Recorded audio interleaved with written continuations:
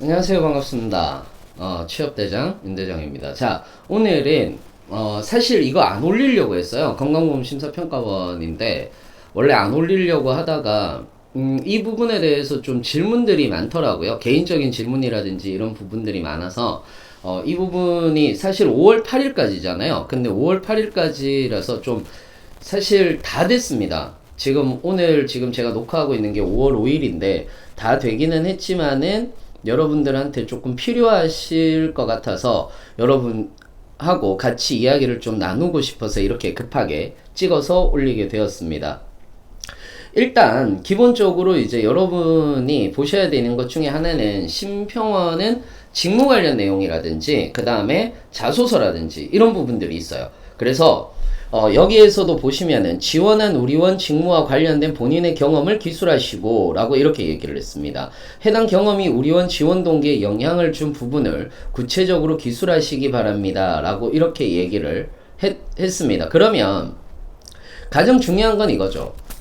가장 중요한 건 첫 번째가 심평원의 직무 내용에 대해 기술해야 하는 거죠. 해야 하죠. 그 다음에 두 번째 같은 경우는 직무에 필요한 역량에 대해 기술해야 합니다. 자, 여기서 중요한 부분 중에 하나는 예를 들어서 행정직 같은 경우에서는 이런 부분들이 있거든요. 예를 들어서 제가 요거는 좀 따올게요. 따오면은 행정 직무의 수행 내용이라고 얘기를 했을 때 이 부분이 있어요. 행정 직무의 수행 내용 같은 경우는 요 부분이 있어요. 직무의 수행 내용을 보시면은 경영이라든지 경영기획이라든지 마케팅 전략기획이라든지 이런 것들이 있습니다. 그러면 수행 내용 중에서 직무에 대한 내용은 어떤 것들이 있느냐 하면 필요 지식이라고 얘기를 해서 여러분이 필요 지식이다라고 이렇게 얘기를 해서 잠깐 시리가 왔다 갔다 거렸는데 이런 것들이 있어요. 그러니까 필요 지식, 기술, 그 다음에 직무 수행 태도 이런 것들이 있죠. 이걸 가지고 적는 겁니다. 예를 들어 볼게요. 예를 들어서 행정직 같은 경우는 예를 들어서 만약에 기업의 제품의 경쟁 우위 확보와 경영 성과를 향상시키기 위하여 마케팅 목표 수립과 목표 시장에 대한 체계적인 방안 설계 및 실행을 통하여 반응과 결과에 지속적으로 대응한 경험이 있다라는 내용인 거예요. 그러면은 여기에서 선생님 저는 이런 부분들이 없습니다 라고 이렇게 얘기를 할 수가 있잖아요. 이런 경우에서는 예를 들어서 마케팅 수업을 들었어요. 마케팅과 관련한 팀 프로젝트에서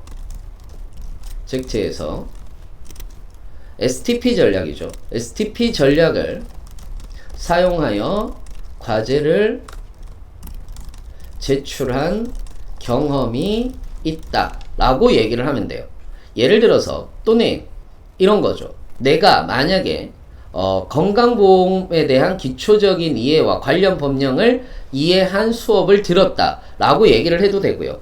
또는 문서 작성과 관련되어서 내가 어떤 팀 프로젝트를 했는데 예산에 대해서 짜본 경험이 있다라거나 문서 규정 및 지침에 관한 지식이라든지 그런 것들과 관련해서 내가 엑셀로 했다라면은 스프레드시트 기술이 있다 라고 이렇게 이야기를 하는 경우들이 있다라고 보시면 되는 겁니다.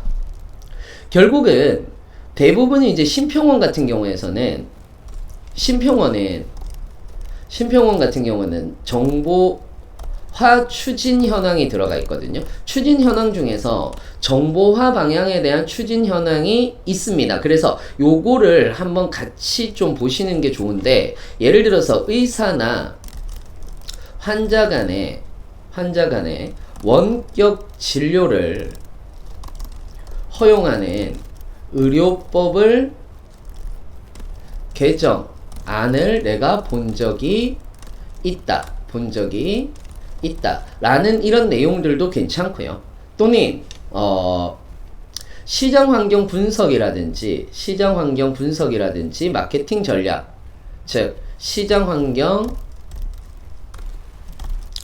환경 분석이라든지 및 마케팅 전략 수립 기술이 이 부분에 대한 효율성을 제고하는 부분에서 도움을 줄 수 있다라는 이런 내용들도 괜찮아요.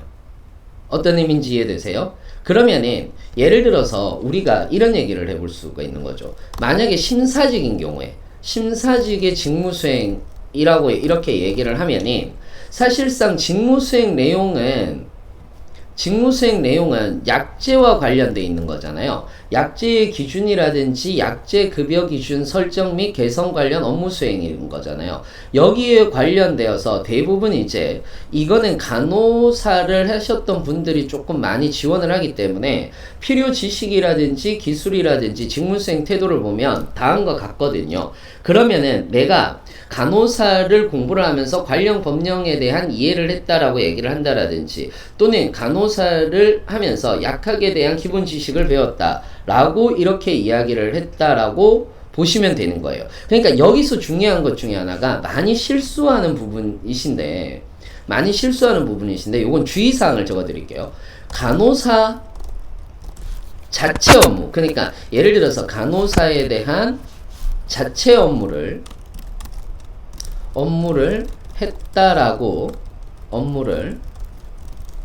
했다고 이야기하는 것보다는 약학의 기본 지식과 기준을 정확하게 알게 되었다라는 이 내용이 훨씬 더 좋은 거예요. 그래서 이런 것들을 통해서 좋은 진료를 할 수 있었다라는 이 내용이 들어가는 것이 훨씬 더 좋습니다. 그래서 3번 보시면은 세 번째, 그러면 구성을 보시면 심평원에 대한 직무 내용. 이런 심평원은 이런 직무 내용을 하는데 이 직무가 필요한 부분에서 어떤 역량이 필요하다라는 내용을 얘기를 하고요. 그리고 여기에서 역량을 획득한 경험에 대해 이야기합니다. 그리고 네 번째가 심평원의 역할과 여기서 자신이 할 수 있는 사업에 대한 이야기를 기술한다라고 이렇게 생각을 하시면 됩니다. 이거는 지원 동기는 아니에요. 지원 동기가 아니기 때문에 여러분이 요 부분만 어느 정도 써주신다고 하더라도 충분히 점수를 받으실 수 있다라고 이렇게 생각을 합니다. 아마도 쓰는 것 자체는 그렇게 어렵지는 않으실 겁니다. 포인트만 잘 잡아주시면은 쓰는 것 자체는 그렇게 여러분들이 어렵지는 않다라고 이렇게 보시면 되는 거고요. 그 다음에 조직 구성원들의 공동 목표를 달성하기 위해서다라고 이렇게 얘기를 했는데, 자, 목표 달성의 성공 요소가 방향성이 제대로 이루어져야 되고, 자원이 제대로 이루어져야 되고, 그리고 실행력이 제대로 이루어져야 됩니다. 그러다 보니까 내가 여기에서 협력했던 것들이 나오는 거잖아요. 그러면 조직에서 일어난 일이어야 하죠. 그리고 두 번째 스토리 라인을 보시면 조직의 공동의 목표가 있어야 합니다.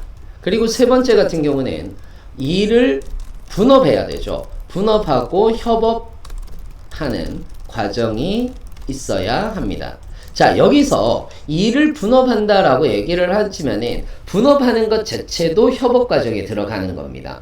여기에서 이제 중요한 것은 직면한 공동의 문제점이라고 얘기를 하잖아요. 즉, 이거는 개인의 문제가 아니라 조직의 문제, 즉 어떤 문제점이 일어나야 하는데 어떤 문제점이 일어나야 하죠. 여기에서 문제점은 방향성이나 자원, 실행력 중에 무엇인가가 부족해야 합니다. 해야 한다라고 이렇게 보시면 될 것 같습니다. 여기까지 이해되셨나요? 그 다음에 다섯 번째는 문제점을 해결하기 위한 본인의 노력이 들어가 있어야 합니다. 그래서 문제점을 해결하기 위한 본인의 노력이 있어야 한다라는 거 여러분들이 좀 명심해 주시기 바라고요. 그 다음에 여섯 번째 같은 경우는 자, 여기에서 본인의 노력을 어떤 식으로 이야기를 할 수가 있느냐면 조직의 목표를 다시 설정하는 것도 괜찮습니다. 설정하고 구성원들이 참여할 수 있도록 해야 합니다. 여기에서 이때 조직의 목표를 세분화하여 설정하는 것이 중요합니다. 설정한다라는 이런 내용들이 들어가도 되는 거고요. 그 다음에 요런 내용이 들어가도 됩니다. 이런 내용이 들어가도 되는데 어떻게 들어가도 되느냐면 목표를 달성하기 위해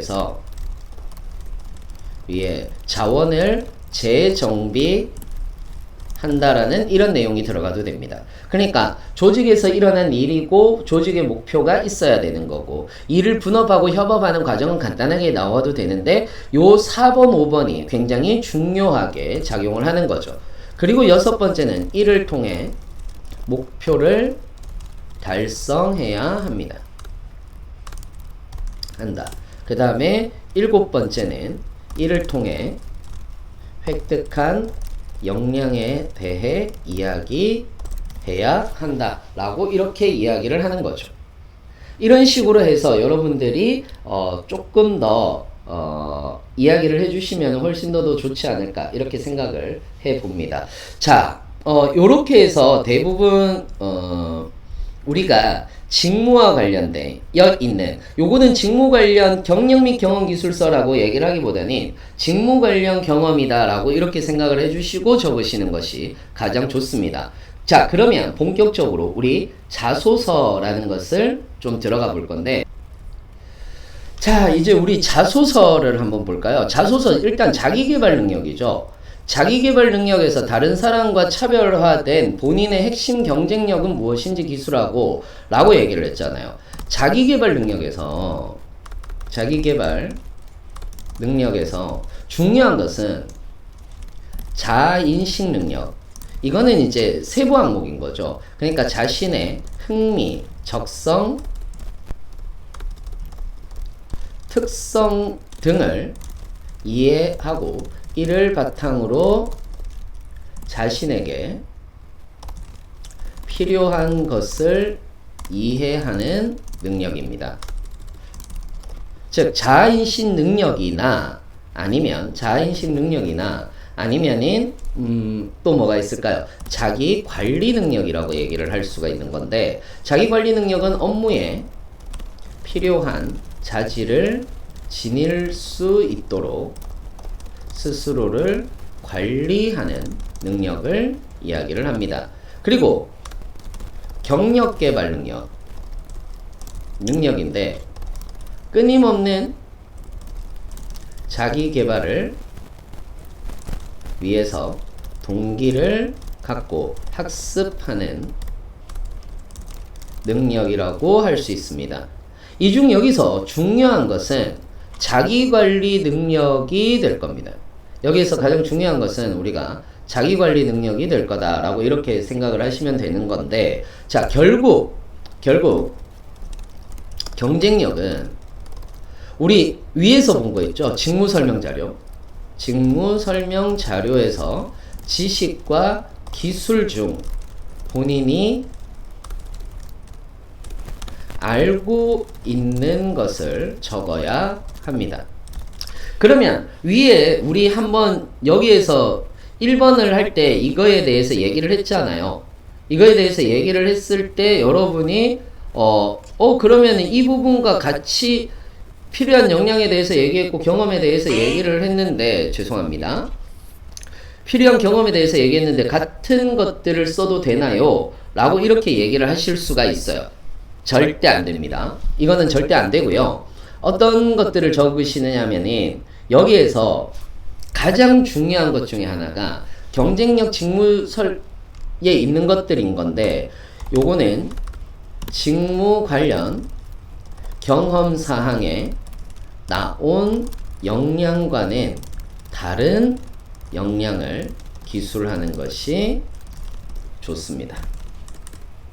되셨나요? 자, 그러면은 이거를 어떤 식으로 항목을 쪼개보느냐 하면 요렇게 스토리 라인을 짜시면 됩니다. 어떻게 짜느냐? 첫 번째, 자신의 역량에 대해서 기술을 해보는 거죠. 그래서 자신의 역량에 대해 기술합니다. 그러니까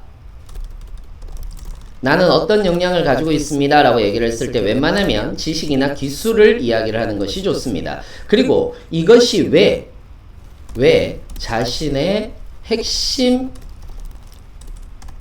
역량인지 기술하는 것이 좋습니다. 이때 본인이 가장 잘하는 것이 아니라 심평원 역량에 맞는 심평원에 맞는 역량을 오늘 오타가 많이 나네요. 역량을 이야기하는 것이 좋습니다. 물론 이때 심평원에 맞다라고 얘기를 하지만은 여러분들이 제일 잘하는 것을 해도 아무 상관은 없습니다. 왜냐하면 우리는 뭘 보고 할 거냐 하면은 이 위에 있는 이런 지식이라든지 기술이라든지 직무수행 태도라든지 이런 것들을 보고 할 거거든요. 그러니까 나는 이 부분에 대해서 잘 알고 있어요 라고 얘기를 해도 아무 상관이 없다라고 이렇게 보시면 되는 겁니다. 그리고 마지막으로 세 번째는 이것을 갖추기 위한 경험에 대해 기술하는 것이 좋습니다. 여기까지 이해되셨나요? 그러면은 이런 식으로 여러분들이 하시면은 될 것 같아요. 그 다음에 2번 한번 볼까요? 2번 보시면은 자원관리 능력이잖아요. 자원관리 능력이라고 얘기를 하는 것은 본인이 한정된 자원을 이라고 얘기를 했죠. 효율적으로 활용하거나 기존 제도를 개선함으로써 업무 효율을 높이고 성과를 향상시켰던 경험에 대해 서술해 주시기 바랍니다. 자, 이것도 역시 마찬가지예요. 자원을 효율적으로 활용했다고 한다면 시간 배분을 잘했거나 예산이나 물적 자원 또는 인적 자원에 대한 활용을 잘했다는 것을 의미합니다. 그리고 두 번째는 기존 제도는 위의 자원이 비효율적으로 쓰여 효율적으로 개선한 경험을 쓰는 것이 좋습니다. 이해되셨죠? 그러면은 자, 이것도 줄거리를 한번 만들어 볼게요. 줄거리를 한번 만들어 봅시다. 우리 줄거리를 만들어 보시면은 어떤 조직에서 일어난 일이어야 하죠. 그리고 두 번째는 조직의 목표를 달성할 때 자원이 비효율적으로 쓰였다는 내용을 기술합니다. 그러니까 자원이 비효율적으로 내가 쓰였다, 시간이 낭비되었거나 아니면 인적 자원이 낭비되었거나 뭐 이런 것들이 있다라는 거죠. 또는 인적 자원에 대한 배치가 잘못되었다는 이런 얘기들을 합니다. 비효율적인 방법을 효율적인 방안으로 제시했다는 내용이 들어가야 합니다. 이때 중요한 것은 어떻게 설득했는가에 대해 기술을 해야 된다는 거죠. 예를 들어서 우리가 기존의 방법이 있었잖아요. 그러면은 그 기존의 방법이 있었는데 어떤 식으로 설득을 했는가 라고 이렇게 얘기를 했을 때 뭐 예를 들어서 뭐 다른 대안을 제시를 했고 합리적인 논거를 가지고 있어야 된다는 거죠. 그래서 합리적인 논거에 대해서 이렇게 이야기를 할 수가 있을 겁니다. 그래서 합리적인 논거를 대니까 대부분 설득이 되었다, 갈등 없이 설득이 되었다 라는 이런 내용들은 간단하게라도 들어가야 되고요. 자신의 의견을 제시하는 방식은, 그러니까 이 얘기가 들어가야 돼요. 받아들이는 사람들이 갈등을 일으키지 않아야 합니다. 즉, 갈등이 일어나는 것을 피하기 위해 우회적인 의사소통, 그러니까 직접적으로 이게 비효율적이지 않아요? 이렇게 얘기를 하는 것이 아니라 뭐 열린 질문을 통해서 이야기를 한다라든지 이거는 좀 제가 생각하기에는 인력이 조금 배치가 잘못된 것 같은데 어떻게 생각하시나요? 이렇게 한마디로 얘기를 해주는 것들, 이런 것들이 대부분 열린 의사소통이라고 얘기를 하는 거거든요. 그래서 우회적인 의사소통이라든지 우회적인 의사소통을 통해 자신의 의견을 전달하여야 합니다. 그 다음에 다섯 번째는 이를 통해 업무의 효율성을 가져다 준 결과, 그러니까 시간을 아꼈다 라고 얘기를 하거나 인적 자원을 제대로 배치했다라고 얘기를 한다라거나 이런 것들을 여러분들이 결과를 기술하는 것이 좋습니다. 이런 식으로 해서 여러분이 같이 쭉 스토리 라인을 잡을 수 있을 겁니다. 이렇게 여러분들이 스토리 라인을 잡으면은 굉장히 재밌게 하지 않을까, 이렇게 재밌다라기보다는 가장 효율적으로 쓰지 않을까, 이렇게 생각을 해봅니다. 자, 3번 같은 경우에서는 상대를 설득하거나 갈등을 해소하기 위한 본인만의 의사소통 노하우는 무엇인지 실제 사례를 포함하여 구체적으로 서술해 주시기 바랍니다 라고 얘기를 했는데, 이거는 제가 커뮤니티 내용에다가 한번 올려드릴게요. 올려드리는데 왜 제가 이걸 올려드려야 되느냐 하면은 이 부분입니다. 상대를 설득하거나 갈등을 해소하기 위한, 예를 들어서 이런 거죠. 갈등이 조직 내에서 갈등이 일어났다 라고 얘기를 한다면 서로의 이해 충돌이 일어났을 수도 있는 거고요. 또는 목표를 위해서 위에 의견을 교환하는 과정에서 나와 상대가 의견 충돌이 있을 수도 있는 거죠. 그럼 두 번째는 조직 내에서 갈등이 일어났고, 여기에서 내가 조직 내에서 갈등이 일어난 노하우, 즉 내가 갈등을 해결하는 노하우가 있다라는 내용을 얘기를 하면 되는데, 이 부분은 제가 올려드릴게요. 갈등 없이 자신만의 방식을 고수할 수 있는 의사소통 방법이라는 것이 있습니다. 그래서 갈등이 일어날 때는 무시하는 발언이나 직접적인 문제점을 얘기할 때 갈등이 일어날 수 있기 때문에 회피 전략을 이용하는 것이 좋은데, 그 중에서 누가 옳은지, 상대가 옳고 내가 맞다라고 얘기를 하는 것이 아니라 논리적으로 무엇이 옳은지에 대해서 집중을 시켜야 된다라는 이 부분이 핵심적인 부분이고요. 충고적인 자세나 분석적인 자세, 강압적인 태도, 평가하려는 말하기는 자신의 의견을 방해하는 요소로 작용하기 때문에 오히려 열린 질문을 통해서 이야기하고 우회적인 의사소통으로 자신의 이야기를 전달하는 것이 좋습니다. 그러니까 결국은 갈등을 해결하는 노하우가 있고, 이 노하우는 이런 부분 중에서 여러분이 고르셔야 됩니다. 또는 설득을 할 때 중요한 것은 뭐에 대해서 이야기를 하느냐면 협상의 기술이라고 얘기를 하는 것이 있어요. 협상을 할 때 내가 협상을 할 때는 상대의 요구와 숨은 욕구를 구별해야 되는 거고요. 그리고 창조적인 대안, 즉 제3의 대안을 제시하면서 상대를 설득할 수도 있습니다. 그리고 합리적인 논거를 가지고 있어야 됩니다. 즉 상대가 왜? 라고 이렇게 얘기를 한다면 그 왜라는 질문을 명확하게 설명해 주기만 한다면 사실상 협상이나 설득에 굉장히 유리해지는 거거든요. 그렇기 때문에 여러분이 이런 부분에서 나는 설득을 했다라는 이런 얘기를 해주시면 된다라는 거죠. 그리고 그 갈등을 통해서 내가 무엇을 상대를 설득시켰고 이러한 것들을 통해서 목표 달성을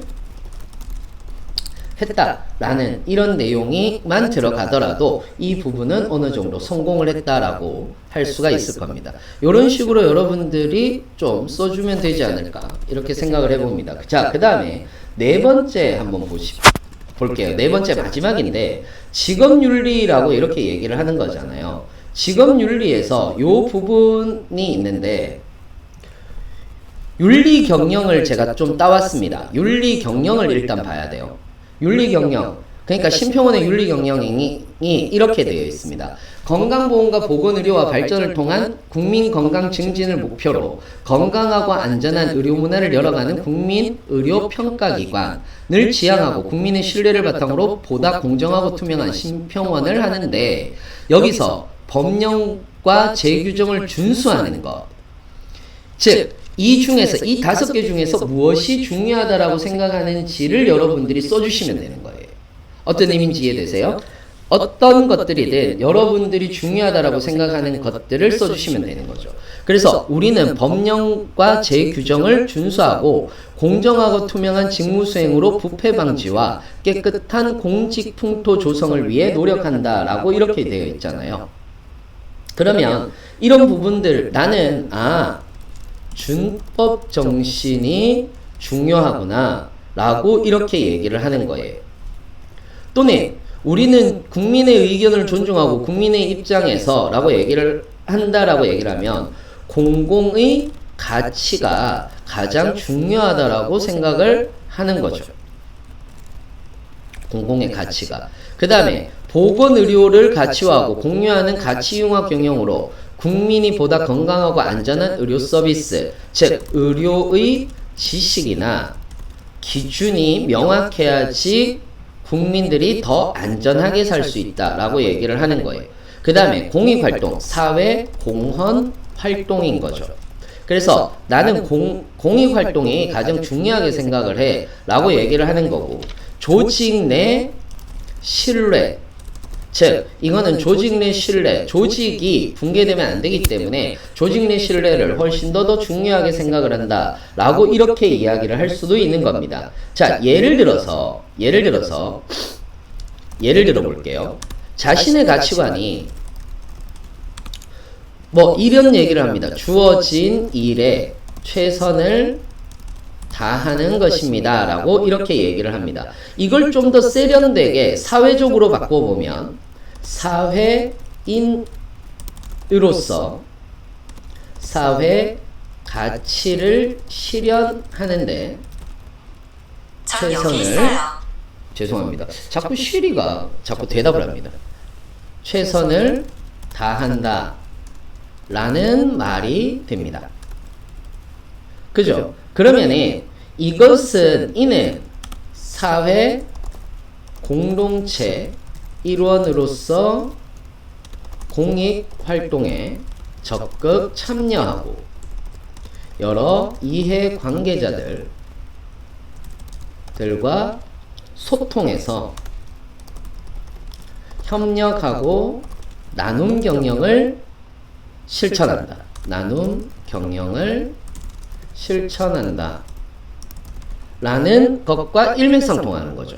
그러니까 결국은 위의 윤리경영 중에서 하나 중요하다라고 생각하는 거 하나 적으시고, 그리고 윤리경영이 전에 이런 가치관을 가지고 있기 때문에 이런 윤리경영이 가장 중요하다라고 생각을 합니다라고만 적으셔도 충분하지 않을까 이렇게 생각을 해봅니다.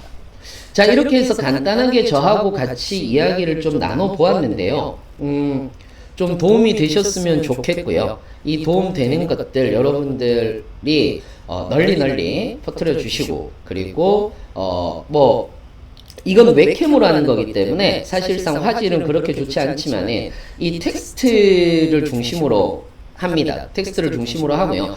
그리고 금요일 날 라이브 방송 있으니까 많은 참여 부탁드리도록 하겠습니다. 자, 그러면은 또 저는 더 좋은 영상을 가지고 여러분들을 찾아뵙도록 하겠습니다.